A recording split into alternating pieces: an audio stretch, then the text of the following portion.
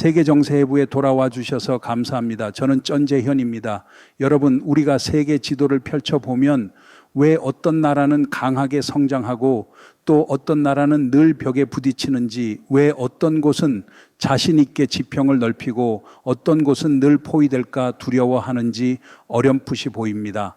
지리는 모든 것을 결정하지는 않지만 한 나라의 심리를 빚어내고 스스로와 이웃을 바라보는 눈, 그리고 미래를 설계하는 방식을 규정합니다. 중국을 둘러싼 많은 논의에서 사람들은 거대한 인구, 눈부신 성장 속도, 날로 강해지는 기술력, 미국을 추월하려는 야심을 말합니다. 그러나 한 가지 중요한 질문, 지리 자체가 발목을 잡는다면 중국이 과연 세계의 패주가 될 기회가 있느냐는 질문에는 좀처럼 멈춰서지 않습니다. 넓지만 불안정이 겹겹이 쌓인 땅에 발이 묶인 셈이기 때문입니다. 반대로 미국의 지도를 보면 완전히 다른 풍경이 펼쳐집니다. 두 개의 대양이 감싸고 비옥한 중부가 자리하며 북쪽과 남쪽의 국경은 구조적 위험을 크게 만들지 않습니다. 자연 하천망은 거대한 상업 고속도로처럼 작동하고 여러 항만은 대양으로 곧장 열려 있습니다. 부드럽게 말하자면 미국은 태어날 때부터 상위권 자리를 배정받았고 중국은 그 위치에 닿으려면 10배의 노력이 필요합니다. 오늘 우리는 왜 베이징의 패권의 꿈이 이루어지기 어려운지, 그리고 그들의 세계 리더십 도전이 어떻게 자연의 배치가 정한 한계에 부딪히는지를 살펴보겠습니다. 먼저 중국의 지도를 보겠습니다. 중국은 바다를 가졌지만 곧장 대양으로 나갈 길이 없습니다. 길고 분주한 해안선, 상하이와 선전, 광저우 같은 세계적 항만이 즐비함에도 전략 군사 지도로 고개를 돌리면 이야기가 바뀝니다. 일본에서 오키나와, 대만, 필리핀, 보르노로 이어지는 섬 사슬이 중국의 바다를 가로막고 있습니다. 이른바 제1도련입니다. 아이러니하게도 그 대다수는 미국의 동맹 혹은 긴밀한 안보 파트너의 영토입니다. 중국이 바다를 바라보면 미국과 동맹의 울타리가 제일 먼저 보이는 셈입니다. 넓은 해안선을 지니고도 전략 감각으로는 여전히 봉쇄된 듯한 역설이 생깁니다. 여기서 깊은 심리가 한 겹 더 생깁니다. 중국의 바다 불안입니다. 바다는 있으나 필요할 때 바다로 나가지 못할 수 있다는 두려움입니다. 큰 충돌이 벌어지면 미국은 미야코 해협과 바시 해협 같은 관문을 봉쇄하고 필리핀과 공조해 남중국해를 잠글 수도 있습니다. 그때 중국의 수출입 물동량, 특히 중동산 석유는 목이 졸리듯 막힙니다. 그래서 중국은 남이 대문을 잠그게 놔둘 수 없다고 반복합니다. 이 불안에서 일련의 결심이 나왔습니다. 남중국해, 대만, 그리고 포위망을 깨겠다는 꿈입니다. 동남 중국 연안에서 태평양으로 향하는 문턱에 놓인 대만은 사실상 진짜 열쇠입니다. 대만이 베이징의 손에 들어가면 문이 활짝 열리고 대만이 미국과 맞닿아 서면 그 문은 끝내 막혀 있게 됩니다. 남중국해도 마찬가지입니다. 세계 해상 무역의 생명선이고 해상 물동량의 3분의 1이 이곳을 지납니다. 중국의 시선으로 보면 석유와 가스, 각종 원료가 들어오는 숨줄입니다. 그래서 중국은 인공섬을 쌓고 활주로를 깔며 레이더와 미사일을 내보내고 해군 현대화를 서두르며 대만에 대한 군사, 경제, 정치 압박을 키우고 순찰 확대와 섬 건설, 이 구단선의 주장을 통해 동남아를 압박하려 듭니다. 우리가 스스로 바다로 길을 열지 않으면 남이 문을 닫는다는 사고입니다. 야심만찬만의 문제라기보다 실제로는 전쟁이 나면 보급이 끊기고 봉쇄될지 모른다는 생존 불안에서 비롯되었습니다. 러시아의 우크라이나 침공이 보여 주듯 힘이 법을 대신하는 순간 지도는 피로 물듭니다. 탱크가 선을 다시 그리면 그 선은 곧 제재와 고립, 징집 영장의 행렬로 되그어집니다. 그런 무모함은 전장으로 가는 길만 넓힐 뿐 돌아오는 다리는 허물어 버립니다. 전쟁이 정의를 잃는 순간 침략자는 스스로의 산업과 인구를 갈아넣는 제분기가 됩니다. 세계는 그 파국을 매일 드론 영상으로 목격하고 있습니다. 바다 길이 막히면 중국은 우회로를 찾아야 합니다. 그래서 1대1로가 나옵니다. 미려한 표어 뒤의 전략적 목표는 또렷합니다. 중국에서 중앙아시아와 러시아를 거쳐 유럽으로 이어지는 도로와 철도망을 만들고 파키스탄에 과다르 한글 키워 말라카 해협을 거치지 않는 인도양의 후문을 만들며 남아시아와 동아프리카, 중동의 항만에 투자하고 임차해 전략 거점을 촘촘히 세우는 것입니다. 남중국해와 말라카에서 위험이 생기면 숨 쉴 수 있게 해주는 예비패입니다. 미국이 현관을 잠가도 뒷문으로 빠져나가겠다는 계산입니다. 많은 이들이 중국이 미국을 넘어서려는 것은 단지 패권의 욕망이라고 말합니다. 그러나 더 깊은 이유가 하나 더 있습니다. 미국과 맞먹지 못하면 영원히 위협 속에 살 수 있다는 감각입니다. 지금의 국제 질서는 미국이 주도합니다. 미국은 반도체와 공급망을 틀어쥐고 달러 기반의 금융체계를 쥐었으며 동맹의 그물망을 전 세계에 펼쳤습니다. 미국 기술에 의존하면 언젠가 화웨이가 당한 것처럼 목이 졸릴 수 있고 달러에 의존하면 러시아처럼 자산이 얼어붙을 수 있습니다. 미국 동맹권의 해상로에 의존하면 충돌이 나자마자 생명줄이 끊길 수 있습니다. 그래서 중국은 인공지능과 양자, 녹색 에너지, 항공우주에 국가 역량을 밀어넣습니다. 미국이 규칙을 쓰는 경기에서 영원히 선수로만 남지 않겠다는 본능입니다. 이렇듯 지리는 중국의 행동을 설명해 줍니다. 동시에 아무리 애써도 미국을 넘기 어려운 이유도 보여줍니다. 첫째, 중국은 인구가 빽빽하고 경쟁자가 많은 공간, 분쟁의 불씨가 곳곳에 깔린 공간에 끼어 있습니다. 북쪽에는 러시아, 서남에는 인도, 동쪽에는 일본, 남쪽에는 베트남과 필리핀, 그리고 국경 바로 옆에는 변수가 많은 북한이 있습니다. 두 이웃이 비교적 다루기 쉬운 캐나다와 멕시코인 미국과는 판이합니다. 역사와 영토, 종교와 민족이 엉킨 동아시아는 세계에서 가장 긴장된 공간 가운데 하나입니다. 둘째, 중국은 경쟁자와는 가깝고 지배하려는 원거리 지역과는 멉니다. 세계적 초강 대국이 되려면 다른 대륙의 영향권을 뻗어야 합니다. 미국은 막강한 해군력과 유리한 위치, 전 세계 기지 체계 덕분에 이 일을 수월하게 해냅니다.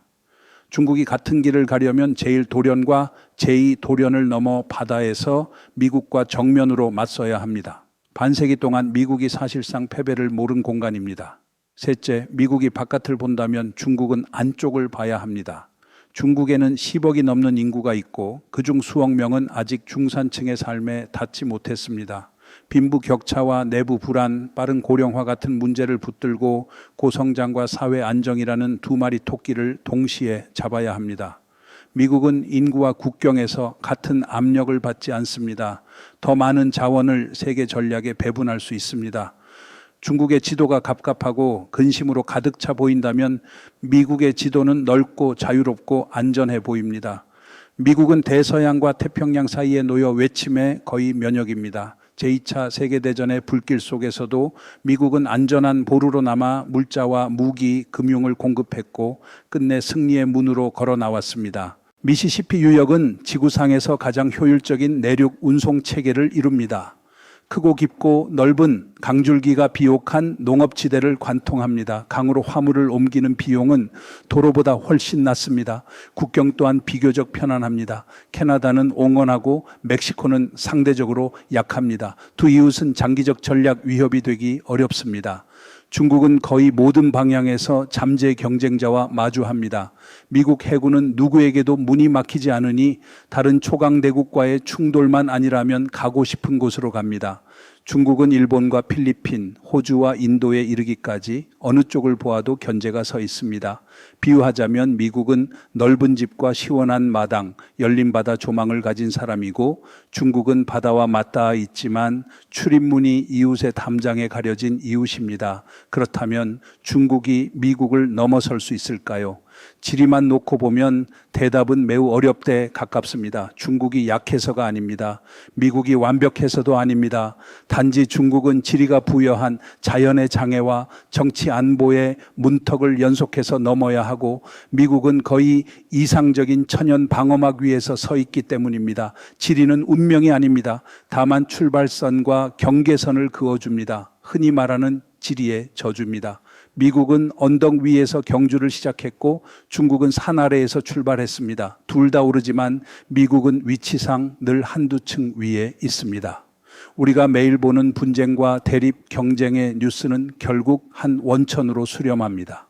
중국은 안전하지 않다고 느끼고 미국은 지리의 이점을 등에 업은 채 바다의 문지기 역할을 부여받았다는 사실입니다. 미국은 안전한 국경과 넓은 바다, 큰 강과 비옥한 땅, 사방의 동맹이라는 타고난 우위를 가졌습니다. 중국이 지리적 한계를 힘으로 보정하려 한다면 미국은 지리에 기댄 채 자리를 지킬 수 있습니다. 그렇다고 지리만으로 모든 것이 결정되지는 않습니다.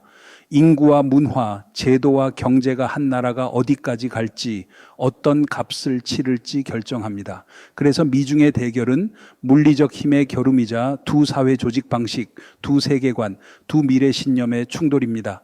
중국은 많은 나라가 꿈꾸는 거대한 인구를 가졌지만 그 뒤에는 세 가지 부담이 있습니다. 첫째, 너무 빠른 고령화입니다. 수십 년 이어진 한 자녀 정책으로 아직 충분히 부유해지기도 전에 사회가 늙었습니다. 기대 수명은 늘었지만 출산율은 역사상 최저로 떨어졌습니다. 고령 사회는 막대한 복지 비용을 불러오고 노동력은 줄며 창업과 혁신의 위험 감수 성향이 약해집니다. 세금과 재정 지출의 압력은 커집니다. 중국은 1980년부터 2010년까지의 제조 대폭발을 도왔던 인구 보너스를 잃었습니다. 둘째, 인구가 많은 나라는 민심을 안정시키려면 성장의 박동을 멈출 수 없습니다. 경제가 멈칫하고 실업이 늘면 사회 불안이 싹트기 쉽습니다.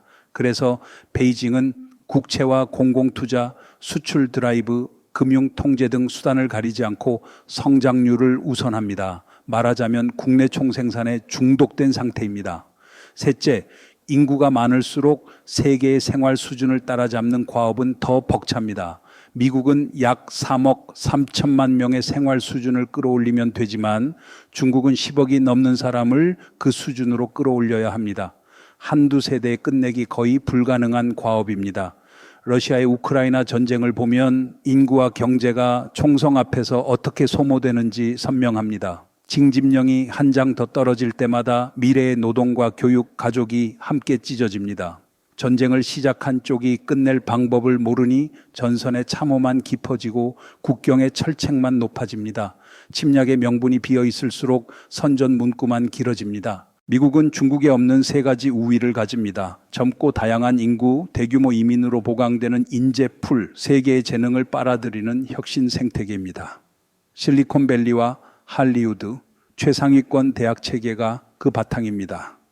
자유로운 사상과 경쟁, 실패 후 제도전의 문화가 강력한 탄성을 만듭니다. 제도와 이념의 층위로 내려가 보겠습니다. 중국의 정치 문화는 질서와 집단, 안정을 중시합니다. 중앙 권력에 대한 복종과 위계의식, 혼란에 대한 공포가 강합니다. 왕조가 무너질 때마다 기근과 전란이 뒤따른 역사가 그 배경입니다. 그래서 정부는 정보와 사회를 강력히 관리하고 국가적 프로젝트를 속도감 있게 밀어붙일 수 있습니다. 인공지능과 반도체, 중공업과 국방 같은 분야에서 총동원이 가능합니다. 그러나 견제장치가 약한 만큼 시스템 오류의 위험은 큽니다.